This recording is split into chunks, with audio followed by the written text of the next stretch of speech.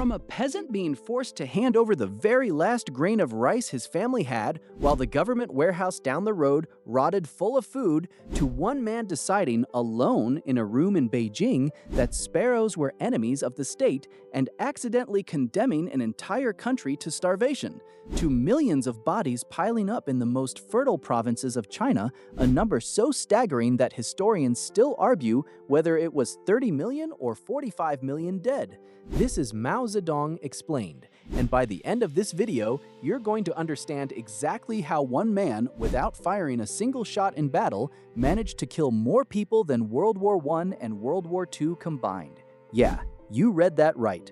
More than both world wars combined. And here's the worst part. He wasn't defeated for it. He died in his bed at 82 years old, mourned by millions of people who still considered him the father of the nation. Statues in his honor remain standing. His portrait still hangs over Tiananmen Square. The man who oversaw the deadliest man-made famine in human history was never tried for crimes against humanity. He was never held accountable. He simply died, and history moved on, at least for most of the world. Let's figure out how that happened. Mao Zedong was born in 1893 into a relatively prosperous peasant family in Hunan province. No palace, no noble bloodline. This guy grew up with dirt under his fingernails. His father was a grain dealer, not wealthy by any means, but comfortable enough to hire farmhands and save money. This detail matters because it shaped everything about who Mao would become. And that's exactly what makes this story so unsettling. The man who killed more peasants than anyone in modern history was himself a peasant's son.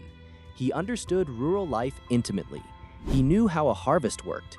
He knew the rhythm of seasons, the fear of drought, the desperate calculations a farmer makes when the crop fails. He knew exactly what famine meant, not as an abstract concept, but as something that could destroy a family, a village, an entire region. And decades later, when he had absolute power, he was going to pretend he didn't know any of it. Mao grew up, moved to the city, fell in love with books, and became, here's the detail nobody expects, a junior library assistant at Peking University, earning close to nothing, basically ignored by the fancy intellectuals around him. Picture this, a young man from the countryside, surrounded by the intellectual elite of China, doing menial work while they discussed philosophy and politics. He shelved books, he cleaned, he listened, and he held on to his resentment, held on to it for decades. This is the kind of detail history books tend to skip, but it explains everything. Mao wasn't just an ideologue.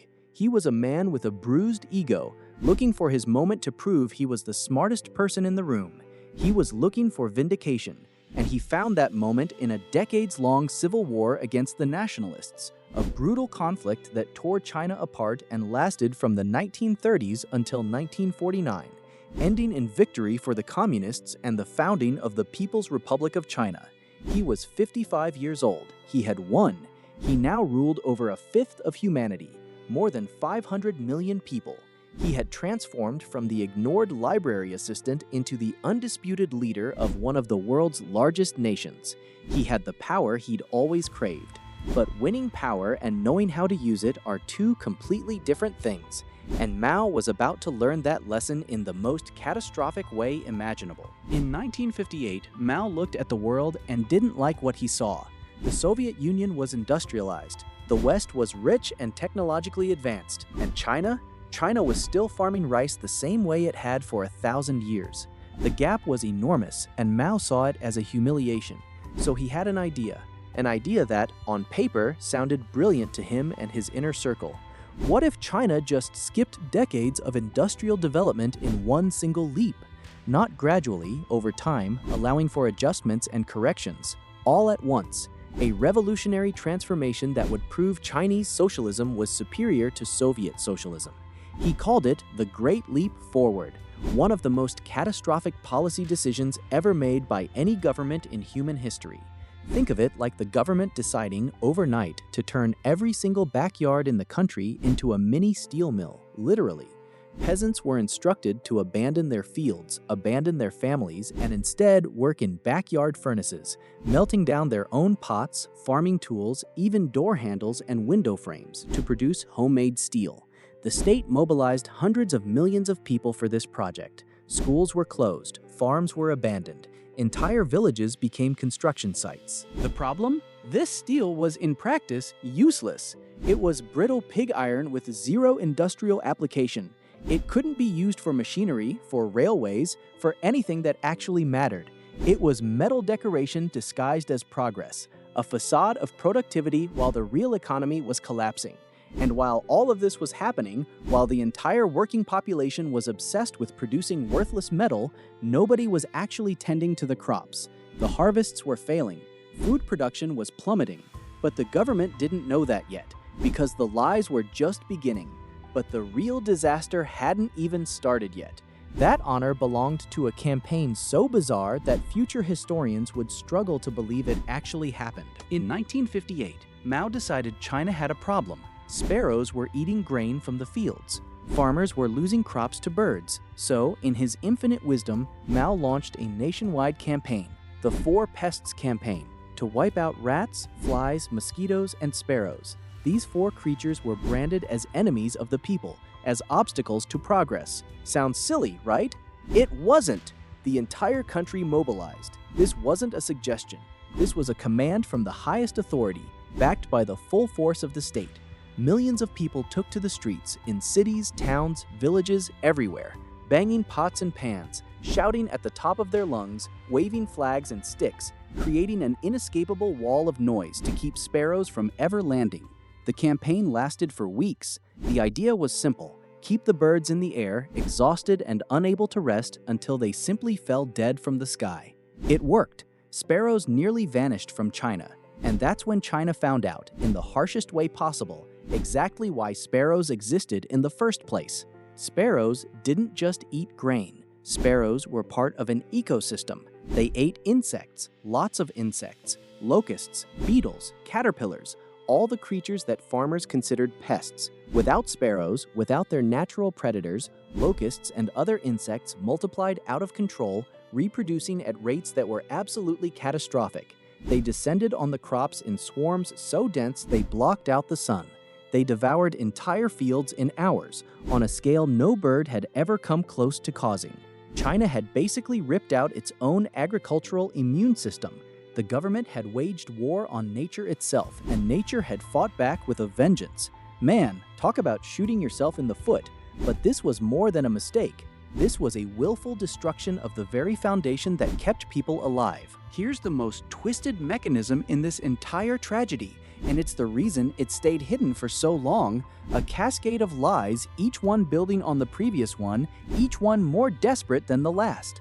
Local officials, terrified of being punished for failing to meet the government's absurd targets, started inflating harvest reports.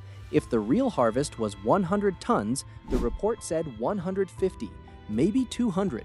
These officials knew that reporting shortfalls would bring consequences: demotion, public humiliation, or worse.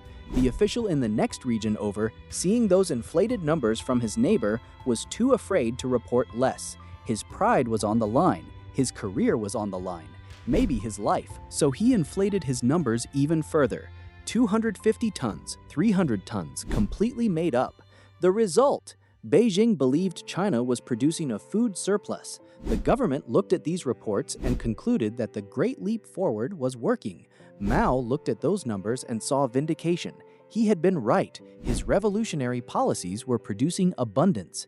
Based on those lies, the central government raised the grain quotas each region was required to hand over to the state and kept exporting grain abroad to the Soviet Union to prove to the world that Chinese socialism was working.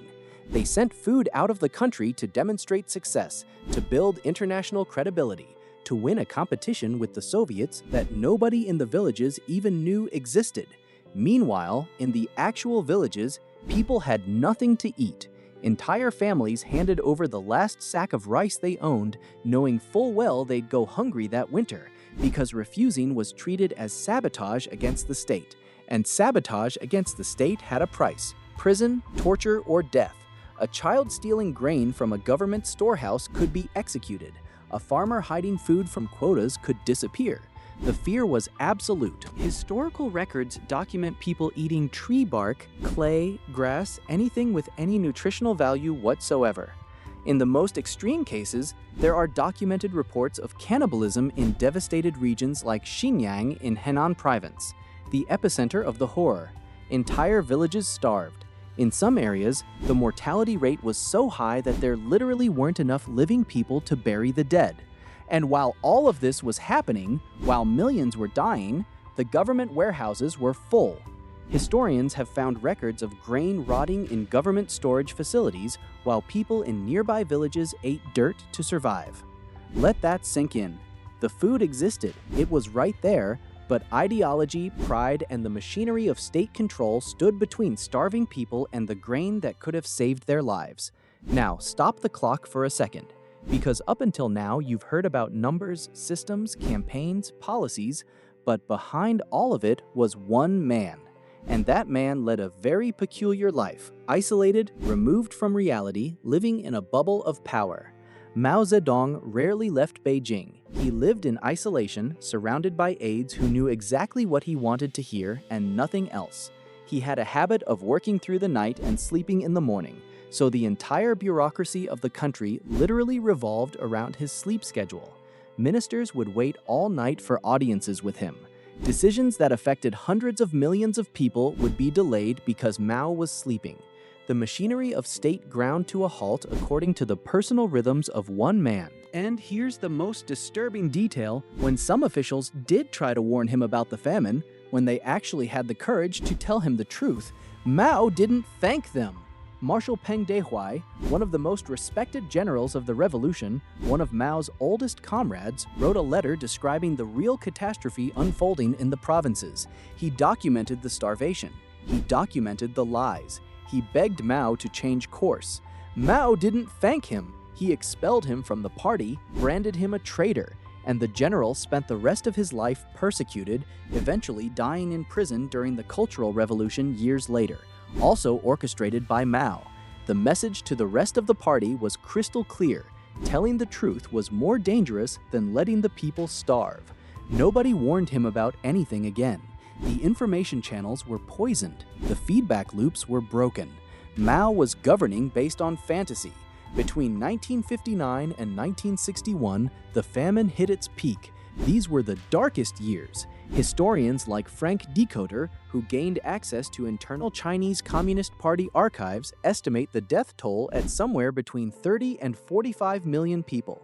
Other, more conservative estimates put it at 15 to 20 million. Even in the moderate scenario, we're still talking about one of the largest human catastrophes ever recorded. Even in the moderate scenario, we're still talking about one of the largest human catastrophes ever recorded. For comparison, World War II killed somewhere between 70 and 85 million people across the entire globe over 6 years of intense combat involving dozens of nations.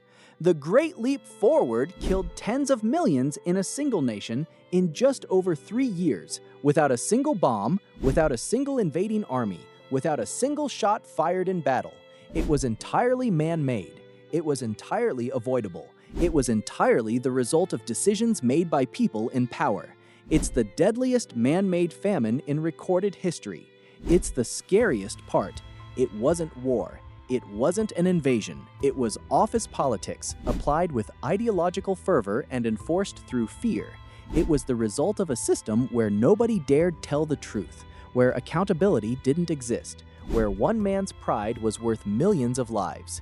Here's the twist that leaves people speechless. While millions of Chinese people were starving to death, while children were dying in villages, while parents were making impossible choices about which child to feed, China kept exporting grain abroad, not because there was a surplus, but because Mao needed to prove to the Soviet Union and to the world that the Chinese communist model was outperforming the Soviet one.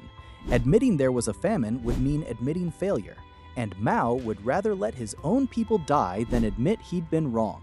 His image mattered more than millions of lives. He had food. He chose to send it out of the country. He chose ideology over his own people. You'd think that after a catastrophe like this, Mao would have lost all his power, and for a while he almost did.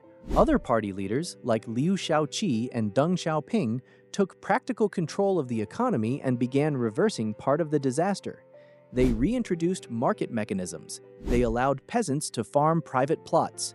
Things started to improve. People stopped dying. But Mao wasn't about to sit on the sidelines. He wasn't about to accept being sidelined by younger, more practical leaders. His ego wouldn't allow it. In 1966, he launched the Cultural Revolution, a new wave of chaos, political persecution, and violence, mobilizing fanatical students, the Red Guards, to purify China of anyone he considered an ideological enemy. More millions dead, more families destroyed, another decade lost to violence and instability. He spent his entire life being, at the same time, the man who liberated China from foreign colonialism and the man who killed more Chinese people than anyone else in the history of China. That contradiction was never resolved, and maybe it never will be. Mao Zedong died in 1976, in his own bed, surrounded by doctors at 82 years old. He was never put on trial, never removed from power. He was, and still is, depicted in a massive portrait hanging over Tiananmen Square in Beijing, looking down over the country he nearly destroyed while trying to save it. There's no battle here, no enemy general, no foreign invasion. There's one man, a cascading system of lies, and the pride of never admitting a mistake. And the result was one of the greatest human tragedies ever recorded. That's the hardest part to swallow about Mao's story. Wars have visible enemies. This one didn't. The enemy was the power structure itself, the fear of telling the truth, and blind faith in an idea nobody had the courage to question. Rest easy, those of you who can. The ones who died in the famine of the Great Leap Forward never got a memorial that matched what they suffered. Their stories were buried. Their deaths were minimized, but they deserve to be remembered. But speaking of leaders who caused catastrophes in the name of an idea bigger than themselves, there's another name that needs to be part of this conversation: Joseph Stalin. From the man-made famine in Ukraine, to the gulags of Siberia, to the purge that wiped out his own Red Army generals right before World War II, this is Stalin explained. If you thought Mao's story was heavy, click the video right here and subscribe.